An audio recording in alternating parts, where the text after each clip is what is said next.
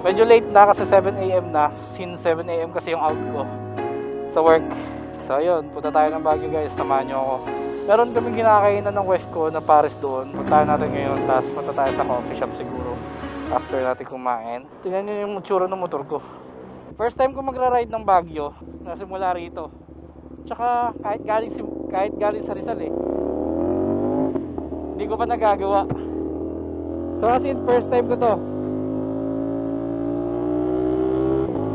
Kasi pag nagbabagyo naman kami ng wife ko, lagi ako sasakyan, naka 4 wheels. So this time, solo ride tayo. Tapos naka-motor. Pero saglit lang to guys, parang breakfast lang to eh. Kasi from here, nasa 40 to 50 kilometers lang ang Baguio. So parang lang ako nagbalikan ng Rizal to BGC. Uwian. Ganun lang siya kalapit. Siguro mababiyahe ko to ng mga 1 oras lang eh. Gasap lang ako dito sa may Petron San Fernando. Traffic dito sa bypass. Akala ko sa Manila lang nagta-traffic. Traffic din pala rito. Okay na ako dito sa 500. Na full tank siya. 8 liters bali yung kinarga natin. Problema ko lang ngayon eh, yung mga close na daan sa Baguio, hindi ko alam.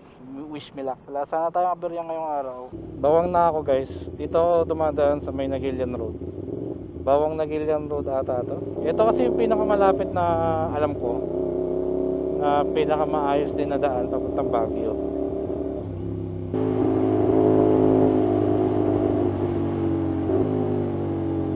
Sharp curve dito madami. Ayun o.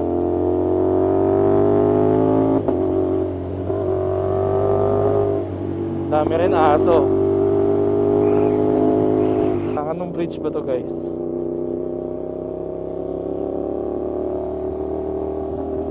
Grabe ano. Pero sabi nila napupuno daw yan.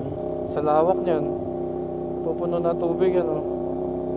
20 to 30 kilometers na lang nasa Baguio na tayo. Dito mahataw si Rit for speed eh. So, sa stretch na to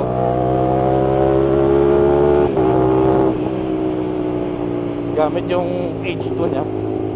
Huling daan ko dito, inaayos pa tong ano na to eh, lugar na to eh. Parang one way siya, may inaayos na, may nire-repair na road.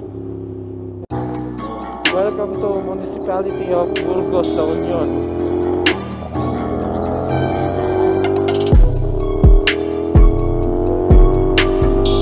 Kilometers Baguio City.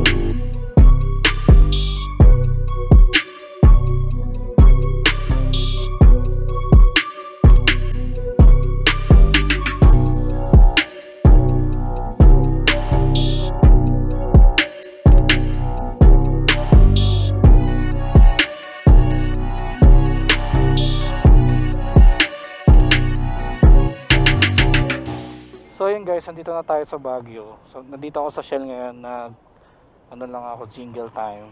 Ito yung unang Shell na madadaanan nyo pagkapasok nyo ng Baguio. Tapos yan, ano na yan eh, parang dyan na yung SM.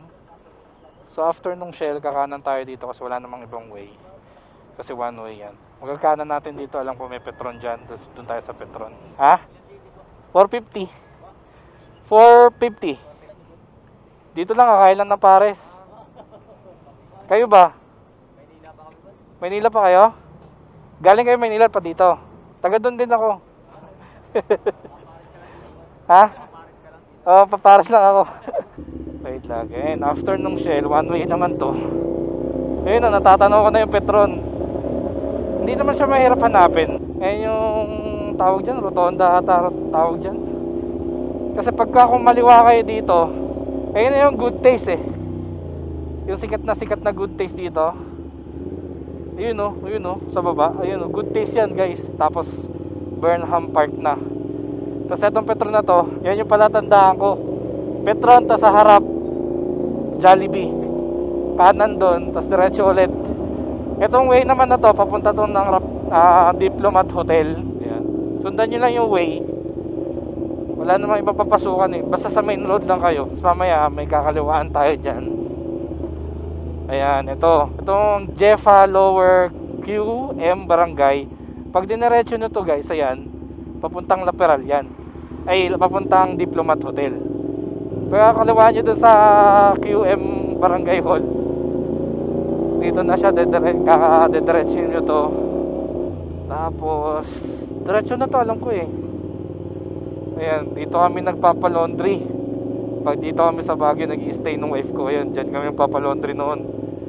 Kasi nakakatamad maglaba rito. Ito lang yung natatandaan ko guys. Kasi dito lang naman kami, ilang beses na kami nag-stay dito. Parang 3 times na or twice.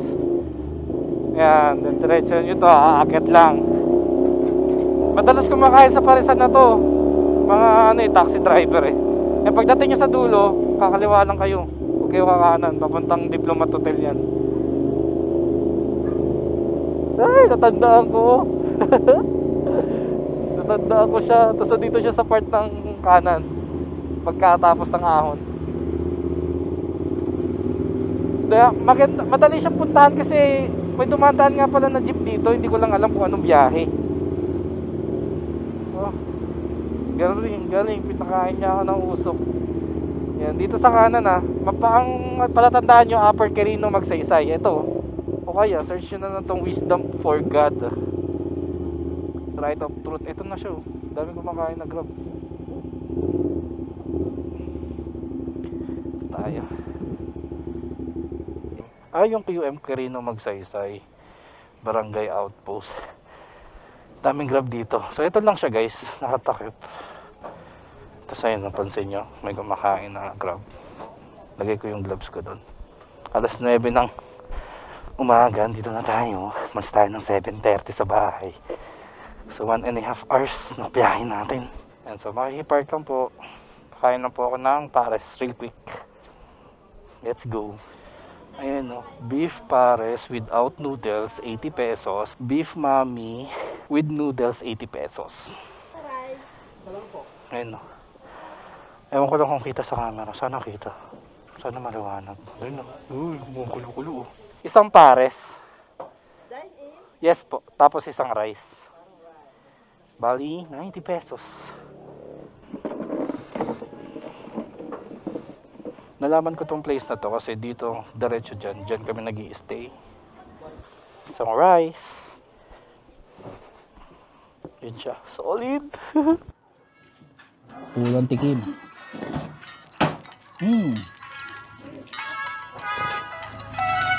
Masarap talaga niya ito.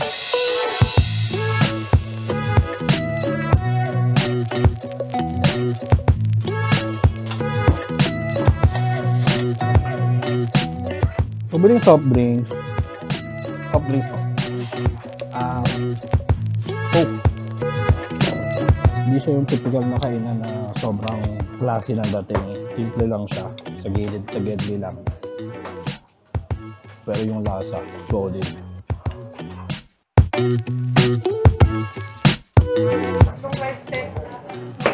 Boom, solid. Tatlong rice.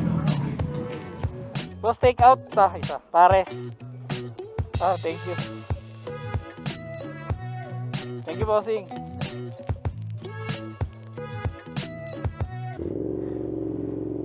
Alam nyo guys, nung unang punta namin ng wife ko dito sa Baguio, since pandemic yon, di dapat kami tutuloy talaga nung kasi nga lockdown.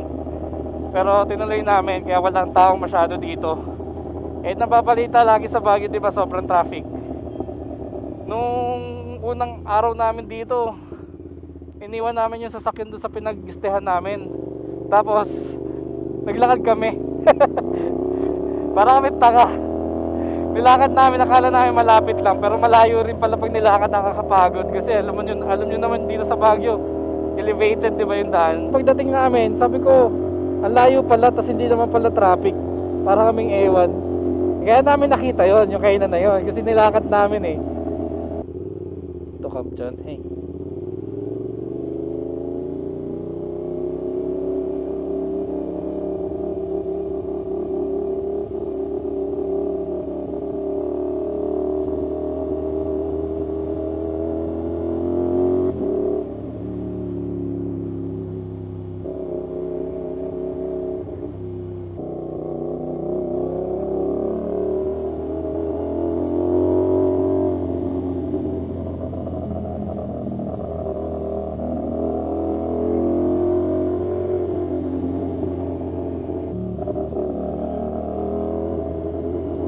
Grabe yung busog ko. Napaturize ako dun ah.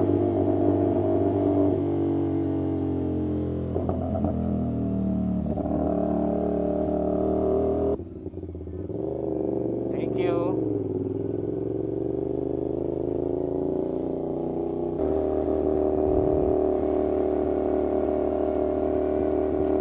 Ayun ang camping.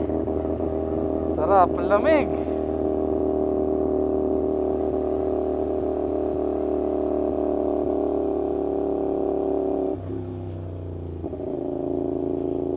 Sarap, nakapagbagyo tayo.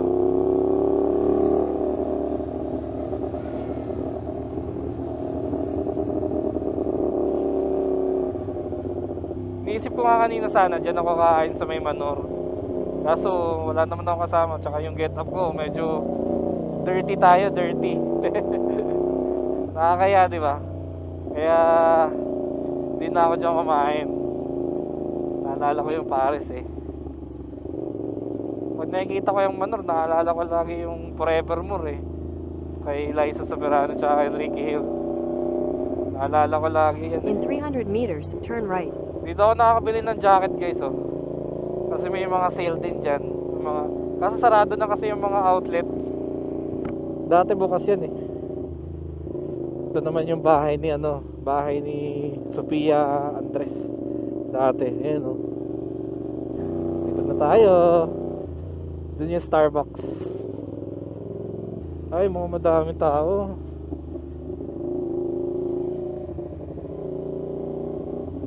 Madaming nakasasakyan. Ay, unti lang. Pwede na yan. Ha? Sige, go.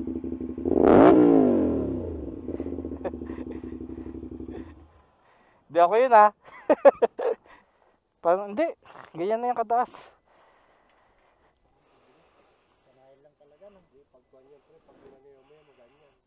O, pag minanayaw mo na. Ayun lang, mahirap. O kaya, sticker.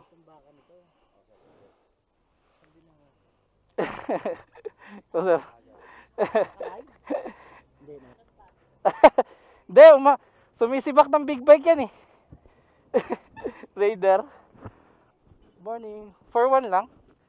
Dito na lang siguro ako.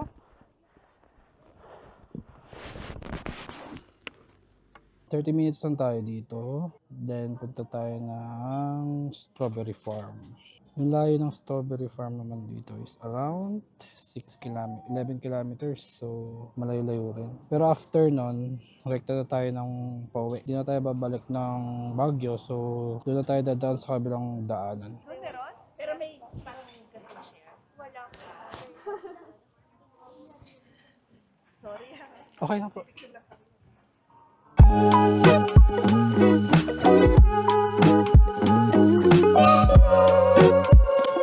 Dadalawa na lang to eh.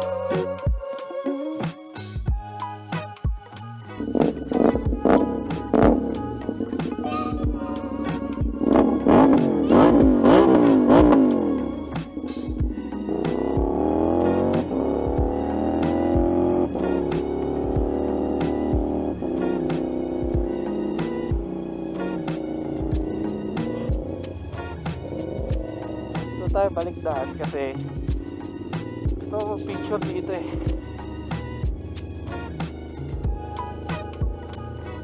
Picture lang tayo saglit dito bago tayo pumunta ng Strawberry Farm.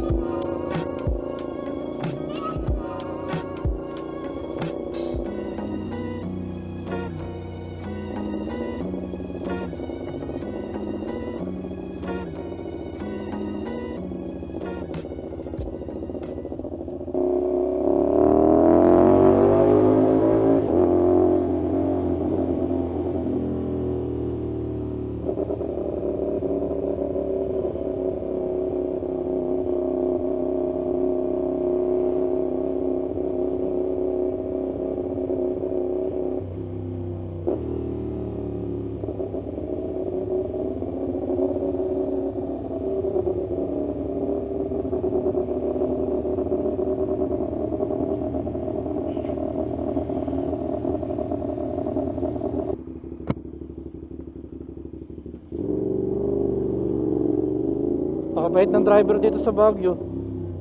Mapagbigay.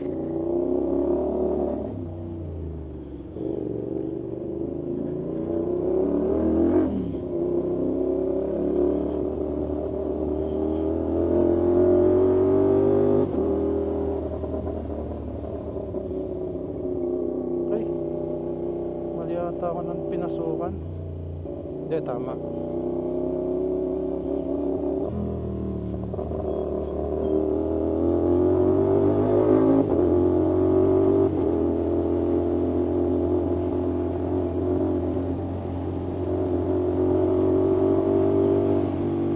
Ito yung bell ata ba yan?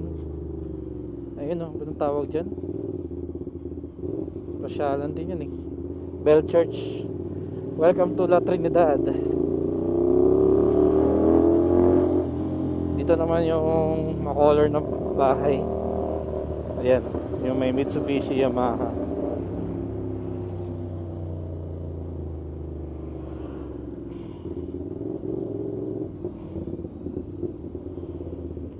Ano man tawag dyan?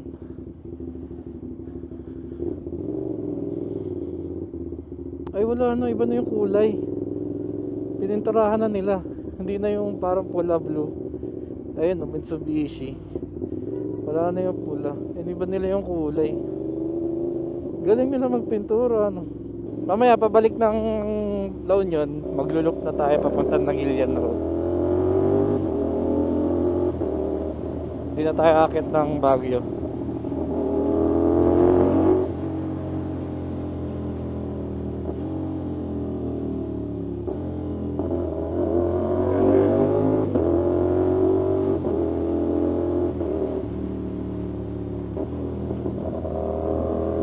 Mahal ng gasolina dito, 77 no?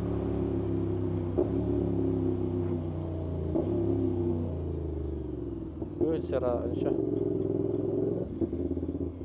Saraan ng gulong. Ito yung La Trinidad Public Market oh. Diyan yung bagsakan ng mga murang gulay.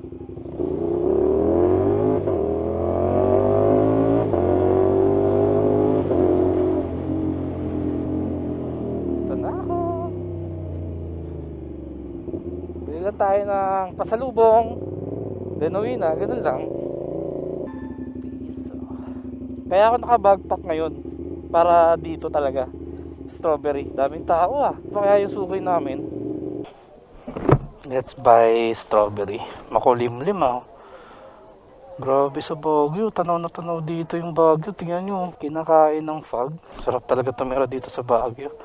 Gusto namin tumira dito ng asawa ko. Magre-request ako kahit isang taon eh, or 6 months. Try run lang. Saan na yung suki namin? Number ano yun? Stall 30 something. Wala na. Basta may magandang tindera yan eh. Saan na kaya yun? Wala na si Ganda. Hindi ito yun. Wala na yung binibilan namin. Hello, asan ka na? Sumagot ko. Hello, ayos. Sige, bigyan mo ako 6. O, di ba? Nasama pa si ate, oh. Hindi, bawasan mo na. Gawin mo ng 7 yung Kasi 12 na kami, 12. Oo, number 60. Tatandaan kita, ate, ah. Hindi, okay na yan. Promise. Number 60. Stall number 60. Mabait si ate. Bumili na kayo rito. Anong pangalan mo, ate? Angelica. O, hanapin nyo si Angelica. Makaka-discount kayo. Tumingin ka sa camera, ate. Naka-video ka. Ayan, o. Stall 60. O, di ba? O, paano? Dito na ako, ha. Salamat. Alright. Hello. Ah. Full pack ako ah. Bibo ni ate in fairness. Okay guys, nakabili na ako ng aking pangregalo. Pasalubong. So dito ko na end yung vlog natin. Yun lang talaga ginawa ko dito, kumain ng pares kasi sobrang namimiss ko yung pares na yun. Try nyo rin yung guys. Tapos uminom ako ng Baterol na tablian naman dun sa may Camp John Hay. Tapos tumambay ng konti. Then bumili ng pasalubong dito sa Strawberry Farm. So that's it for today's video guys. Maraming salamat. Peace out and see you on my next one. Bye. Oh. Sige.